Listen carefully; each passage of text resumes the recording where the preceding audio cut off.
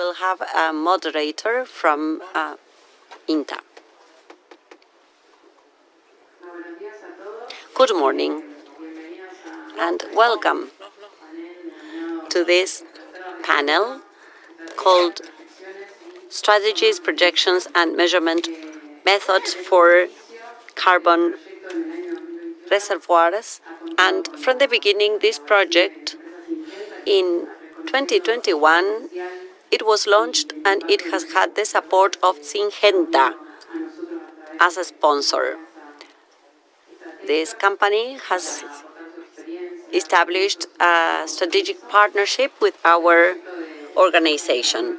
This project of carbon gaps also aims at implementing carbon sequestration in soils and to mitigate the impact of greenhouse gas, and also to strengthen this topic in the agricultural sector.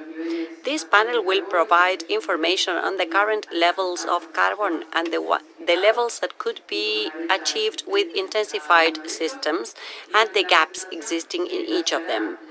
During the presentation, we will describe the method used for building the maps, the progress made so far, and the outcomes of this project. Marcelo Beltrán is an agronomist. He has a PhD in agronomy, and he's an expert in tools for climate change management. He's a coordinator of the Soil Institute in Castelar, and he is a professor at the National University San Antonio de Areco. Guillermo Peralta is an agronomist, a doctor, and a specialist in soils.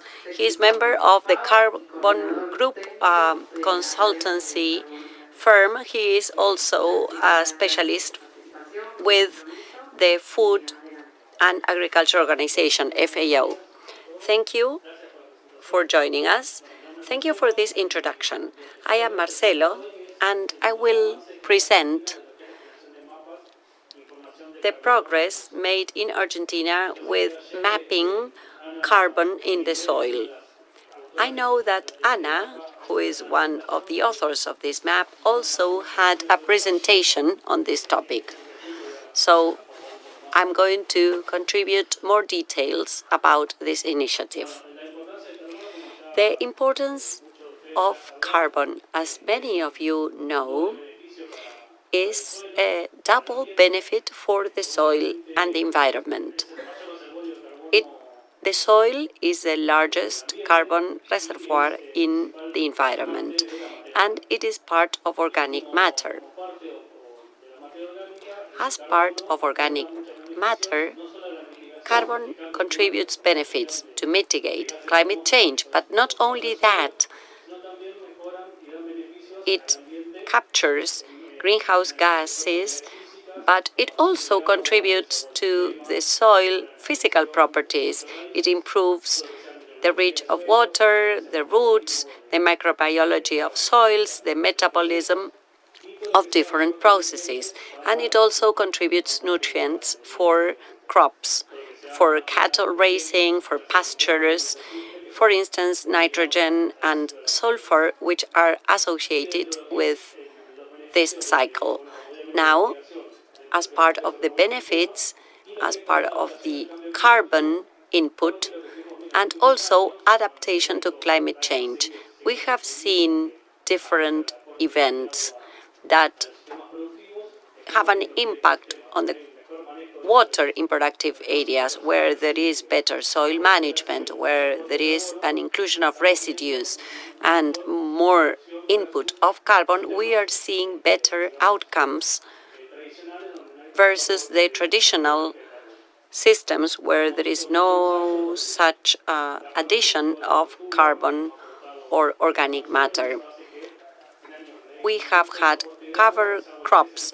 When there is little water, depending on the season, the yield is much better in the cases with carbon management. In general, carbon in the soil is almost double the carbon in the atmosphere and almost 3 times as much in the vegetal biomass of ecosystems.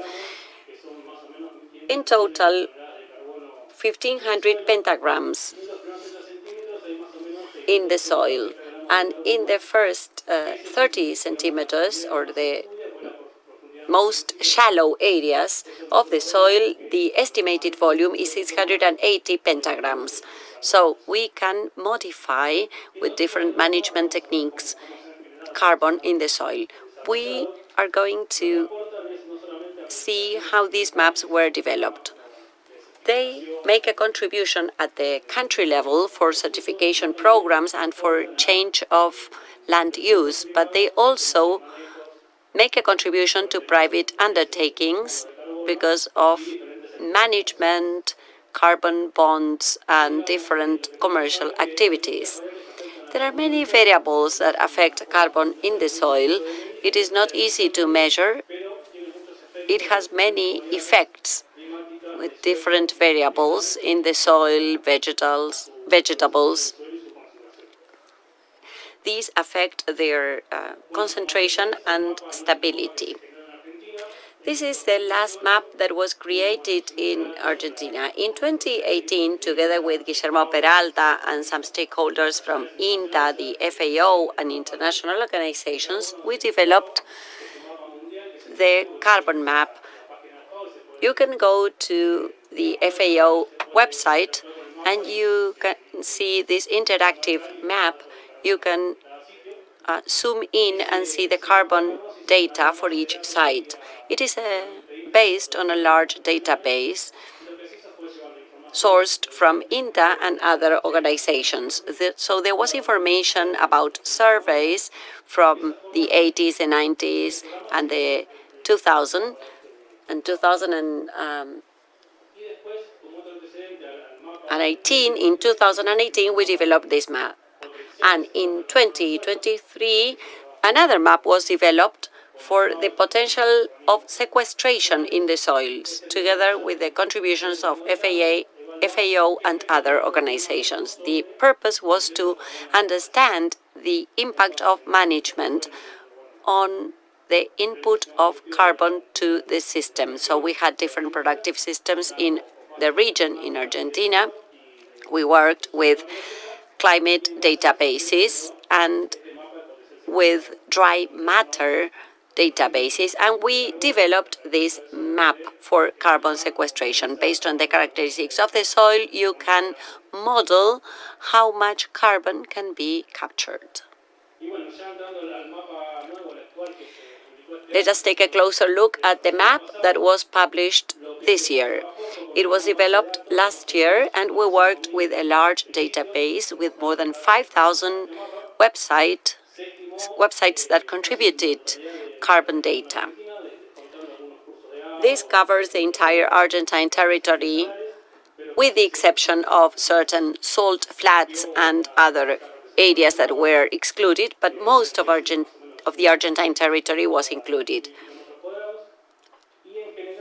There was approximately a density of data soil of 1.47 sites per 1,000 square kilometers. This is very important to translate the concentration data that we have in labs.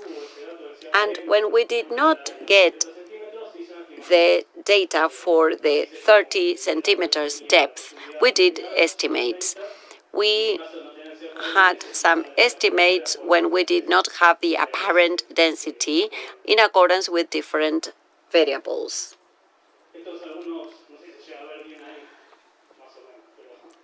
Well, the image is not very clear, but the idea is to show all the websites or all the databases that contributed data to the map. There are several organizations. INTA coordinated this effort with different professionals like Juan Gaitan, Ana Wingeyer, and Pablo Peri, but there were more than 100 people involved in the project. We also had representatives from Aapresid, ACREA. We also had provincial organizations, representatives of universities, and also of CONICET, our Science and Technology Center. We used the random forest algorithm and the Google Earth platform in order to predict and map the storage of carbon, organic carbon, in the soils of Argentina.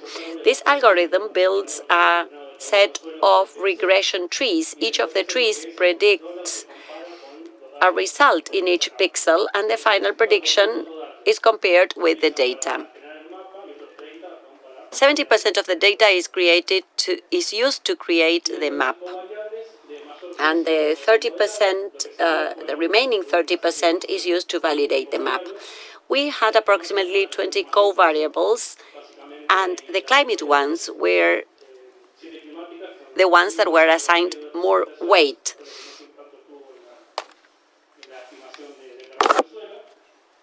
In the estimation of carbon in the soil, we had different variables such as the SAVI index and the blue band reflectance and the edaphic variable and the percentage of clay in the soil. Obviously, clay has an impact because when you add carbon to the soil, that carbon is retained by clay. That is why the clay variable had a high impact in the amount of carbon that is captured, and it also regulates water in the soil. That is why, of the variables, clay was given a higher weight in this model. This is the map itself, what was generated from INTA, which is also interactive. You can go into the link and mark the map, and it gives you the average carbon and a maximum and a minimum for each spot. You could see that as an average throughout Argentina, it was 51.3 tons of carbon per hectare, with a variable between 49 and 53.5, and the total level of carbon is between 12.7 and 13.8 pentagrams of carbon, which is about 2% of the total carbon that is retained in soil. And that corresponds to the bibliography. So this map validates the carbon that was estimated for this area. Is there a chance, I don't know how to do it here, but you may just hit on that and see the values?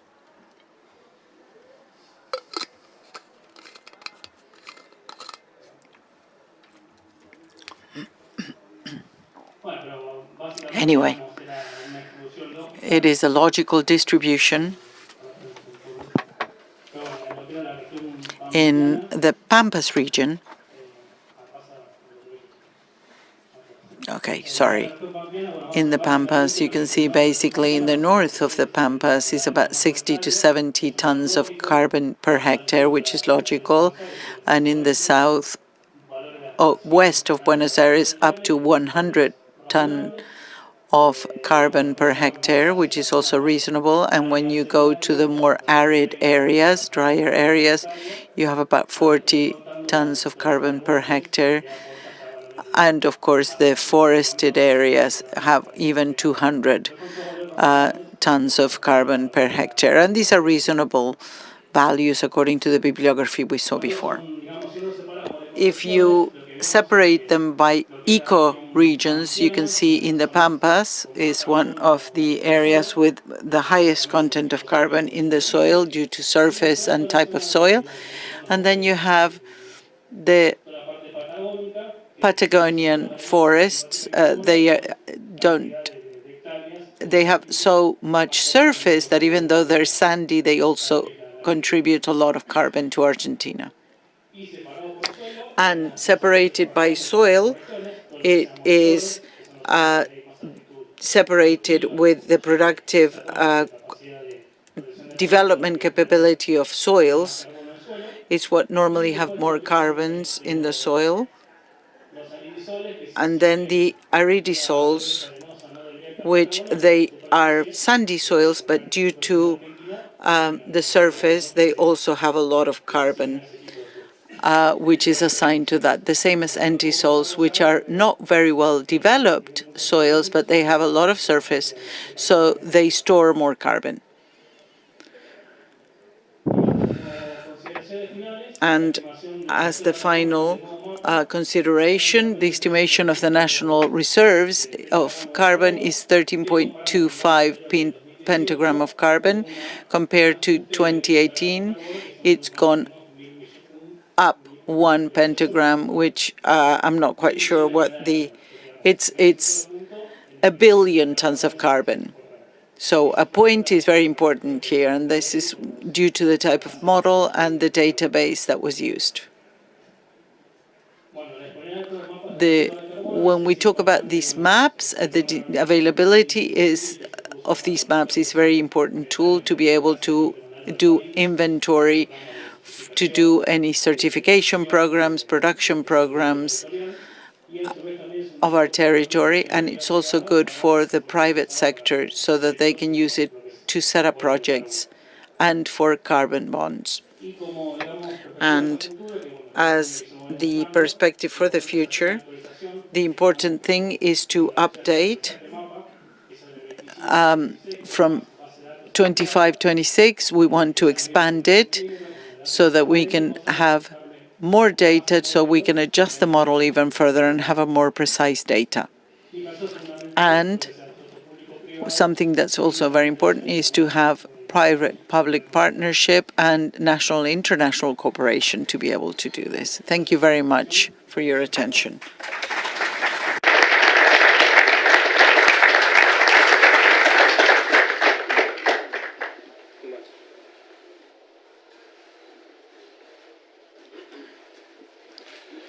Bueno, ¿qué tal? Buenos días a todos.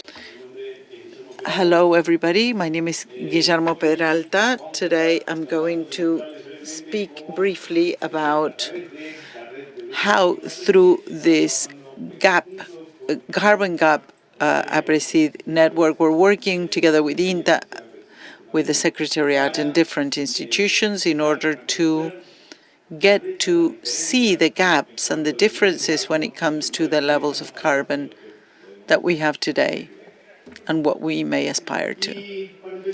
To begin with, we won't delve too much into the details. I think if we're here, we are convinced that there is a key role to play for our soils in the mitigation of climate change and adaptation as well.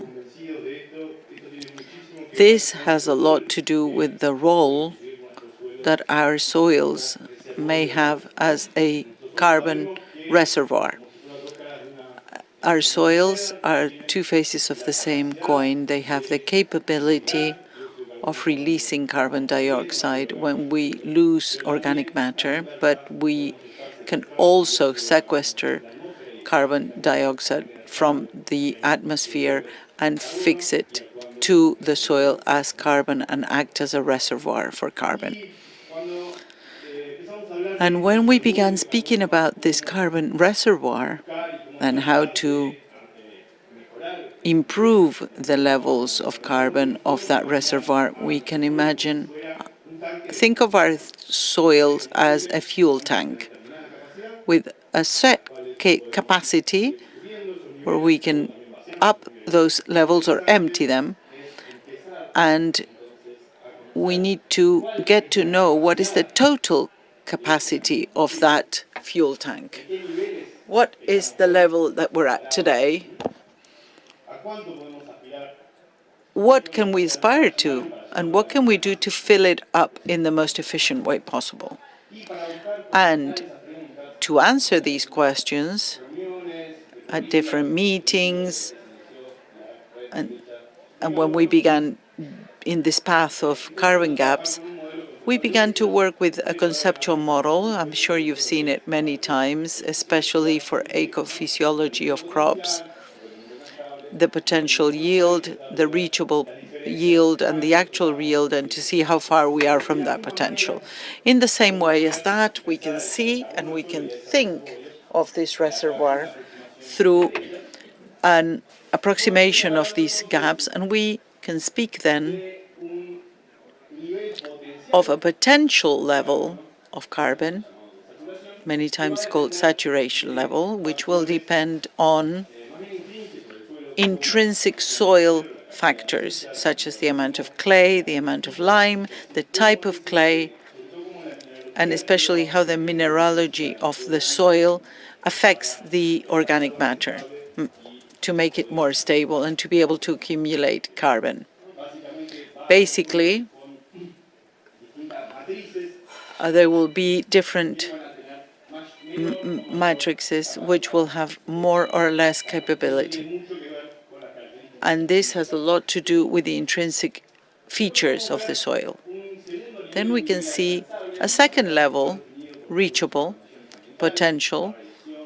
It'll have to do with radiation, temperature, rainfall.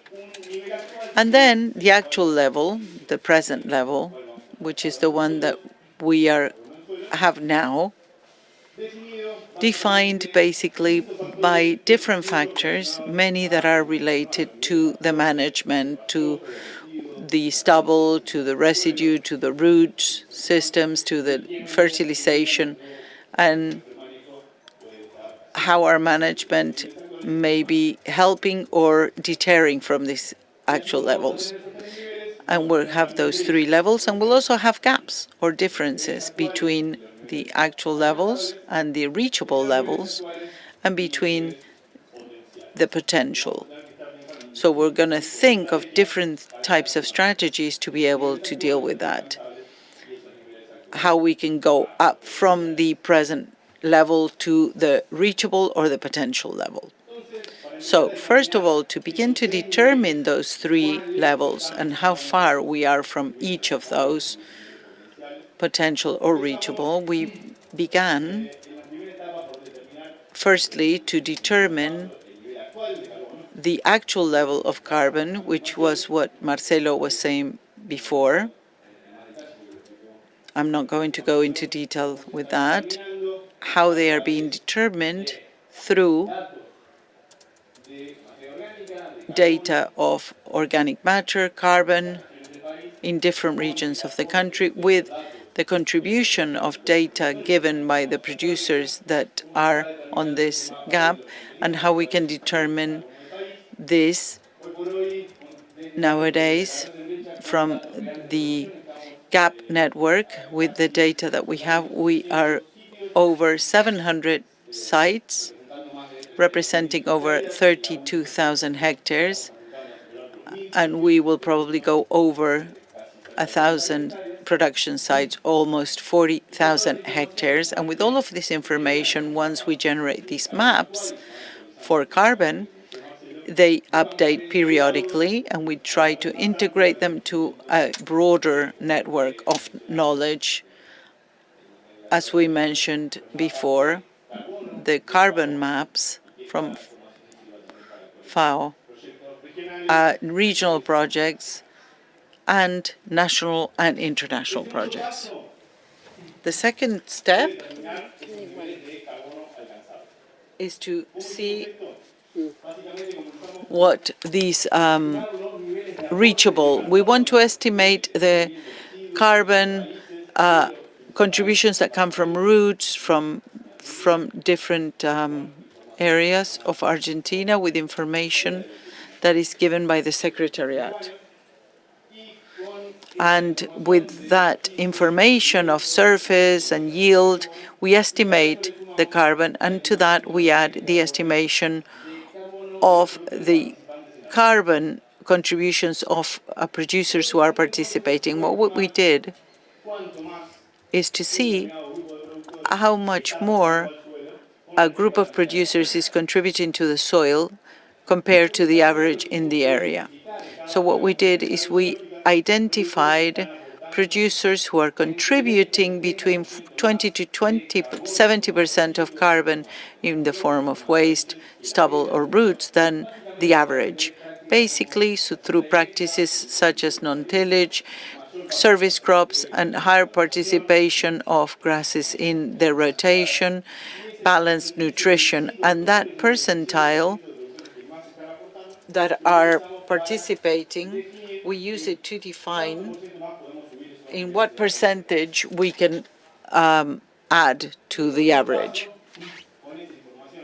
And then, with that information, what we did is used some simulation models to be able to project and forecast the levels of carbon under the present management or an improved management, in order to say what would happen if, in the different types of soils, in the different regions, what happens if we contribute more, like those producers that I just mentioned are already doing. Can you follow me? Yes. With that information, then, we determined the reachable levels, projecting the models of how the levels of carbon changes over time, and then the levels of saturation, basing ourselves on empirical models that use the features that Marcelo mentioned: clay, lime, rainfall, and temperature. In this way, what we got was the three products: the distribution of the present carbon, here expressed in a different scale with colors. It goes from 12 tons to 120 tons of carbon per hectare for agricultural lands. On average, we're speaking about 53 tons of carbon, with levels that are superior in the southeast, Entre Rios, center, and the east of Entre Rios, and less carbon towards the west. The levels of reachable carbon, if all of these agricultural lands could use practices that are already being applied in some places, and that is giving us an average of almost 64 tons of carbon, with a very sharp rise in the levels of carbon in some regions, such as the north of Buenos Aires, Entre Rios, part of the northeast and the northwest, and then calculating the saturation carbon levels. In many areas, we are already going over 114 tons of carbon per hectare, basing ourselves on that matrix of information. There is a sharp concentration of high levels of carbon, especially in the soils with higher contents of clay and lime in the north. So, firstly, we calculated the gaps and the differences, as we said before, between the present levels, the reachable, and the potential in the clearer colors. You can see those which represent the highest gap and has the highest possibility for growth if these practices were applied massively. And in this case, the gap between the present levels and the potential levels, if we think in the application of other management practices that have not been considered yet, like, for example, the watering, external organic matter such as compost and other variables. Summarizing, in all of these areas, nowadays we are in actual levels, as we can see on this figure, although we think of the black as 100% and the red as the present, we are now at 45% of those potential levels. So there's a 55% of gap to be able to grow. And the message here is that there's still a lot to do to grow. The accumulation of carbon has been a plateau type. Wherever we reach the levels of saturation, it gets hard to rise the carbon levels. But there's still space to grow and to improve. This is what this shows, and if we apply massively the practices that we mentioned before, we could be thinking of going up 10% in these levels and take it to 56%. Let's speak about absolute numbers in tons. I don't want to bore you too much, but it would imply growing the stocks by 20% with those projections that we just checked. Rates of annual sequestering of 0.2 tons per year, which would mean a rise of 0.31 to 0.39 of percentage of the stock per year. Many of you have heard the initiative 4 per thousand, which means a rise of 0.4 per year. This estimation is giving us 3 per thousand, 0.3%, if we adopt these practices massively. It was easier perhaps to speak of organic matter of 0.20, which is something that the producer is much more used to. We're always speaking about tons of carbon, but to see it in a more practical way, perhaps it would be better to say organic matter 0.20. It may be an easier way to understand. And on average, the levels of organic matter, we are in 2.7% right now. The reachable is 3.3, and the potential is over 5%, so it would require much greater effort. I want to show you this as well, that target, that first jump on an average, would mean that we would go up half a point in organic matter in our soils. This doesn't seem much, but if you go to tons and kilos of CO2 equivalent that we would be mitigating, we would be speaking of a 50 to 65% reduction in the total emissions of agriculture in Argentina. And to be even clearer, I think we all know the impact that a half of a point of organic matter may have in yields and the capacity of water filtration and in the production of nutrients. That is something that was shown by Fernando Garcia, but this is 1,200 to 1,400 of nitrogen in our soil, so over 2,600 kilograms of urea per hectare, over 50 kilos, 400 of kilos of lime, etc. So what did we learn from this first approach? Firstly, in spite of the limitations, we have points of reference that we can compare against and realistic objectives that are not based on international projections, but rather on local information. Vimos también que el potencial está. We can see the potential is there. There's a lot of room to grow, and the challenge is to think how to scale up and how that 75% of those producers that are not doing as much as other producers in the area can actually achieve that. And on the other side, it is important to remember not everything will be carbon if we want to set up schemes that go towards emission neutrality. If we were all applying these practices, we still have over half of the emissions to mitigate. So we must think of other strategies to help us with a better use of nitrogenated fertilizer or other strategies. ¿A dónde podemos Where can you find this information we are creating? You can download it from this link.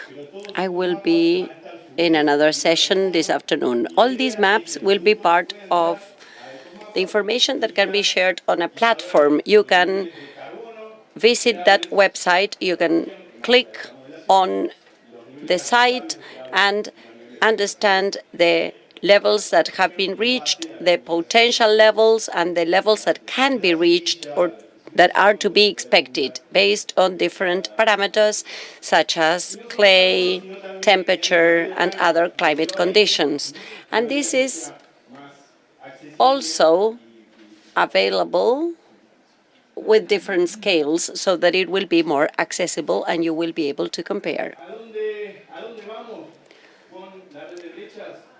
So, the outlook for the future with this carbon gap network, we would like to update the products to strengthen the areas where there is little information available. We need to identify the areas where we need to strengthen our capabilities. We would like to identify producers with other practices that have a higher capacity for carbon sequestration. We would like to include mixed systems. We would like to update the platform so that the producer will have an idea of how many kilograms of carbon they are contributing and how far away they are from a positive or negative balance, or how much they need to work in order to reach the expected levels. And we would also like to work with other projects. We would like to go beyond the carbon sequestration area, and we would like to integrate other sources of emission. And one of the biggest challenges we have is to scale out the adoption of practices. We would like producers who are part of the network to be members of the transfer network of Aapresid and other networks, such as Aprender, Suelo, so that they can share information with the other 75% of producers who are not yet part of this initiative. And to that end, we need to continue building our network. So please join us and get engaged in this initiative. Thank you. Thank you, Marcelo and Guillermo, for your presentations and for sharing your experiences and the first result of these big projects, which are very ambitious, but also very necessary for Argentine agriculture. In order to be able to work on these management tools, we need producers to be on board, to be participating. The data is the key. We need data from producers. That is why we work with real, live scenarios. That is why everyone is invited to participate. I don't think we have much time, but perhaps we have time for a couple of questions.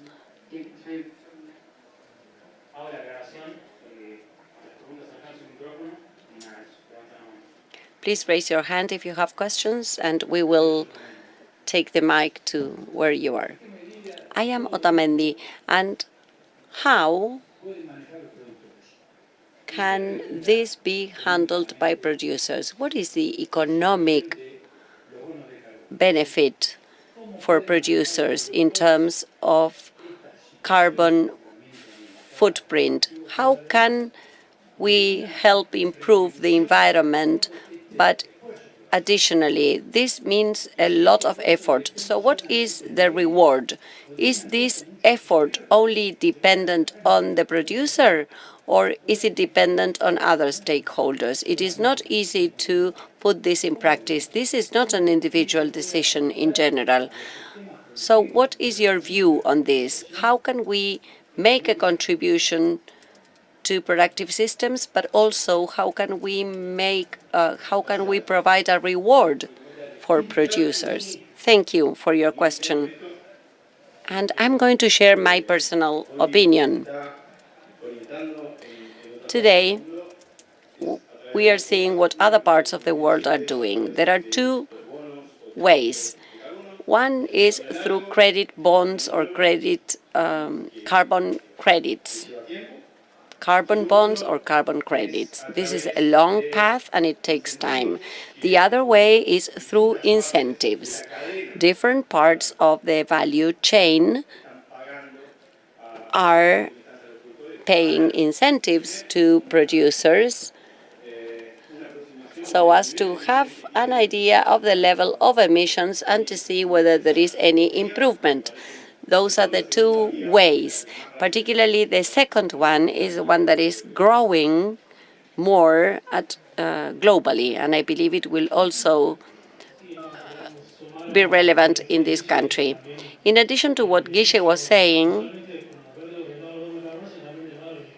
this is not just the benefit of reducing emissions in the atmosphere, but also the benefits that carbon contributes to our soil. If you can do monitoring on yields in the long term, because the producers are concerned with yields, we have seen long-term tests where we have an increase in the yield with good soil management, not just the carbon bond, but also focusing on the benefits of good management. Of course, there are costs in terms of sowing, seeds, and some other aspects, but there is also a set of regulations,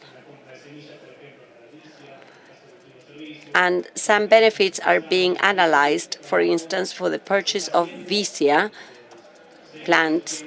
And I know that sometimes we need results in the immediate, in the short term, but several benefits are being analyzed so that the producer will not be overburdened. Hello, I would like to make a comment. I work at INTA in Marco Juárez. We have long-term experiments. We have experiments that have been going on for 50 years almost with no-till systems and also with tillage systems, with sequence crops. And last year and the year before last, due to the drought conditions, we implemented different treatments and we obtained very significant differences. We have been working on this soil for 50 years, but we obtained 20 quintals of soybean where direct sowing or no-till systems are applied. We obtained 40 quintals of soy. So that is the answer to the previous question, the difference in yield. Thank you for this. There is a long-term experiment network of INTA covering the central region, but also covering the northeast and the northwest of Argentina, where you can see benefits of good management in the long term. Of course, they can take 7, 8, or 10 years until you can actually see the benefits in productivity. Any other questions? Okay, this is the end of this session. Oh, there's one more.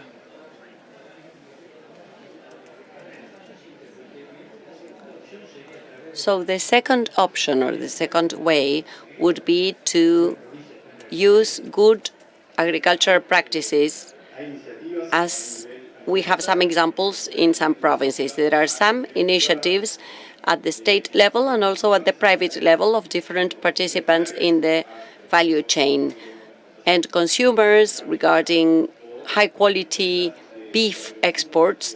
And there are also bio inputs or agricultural inputs companies that are also providing benefits to producers. Thank you.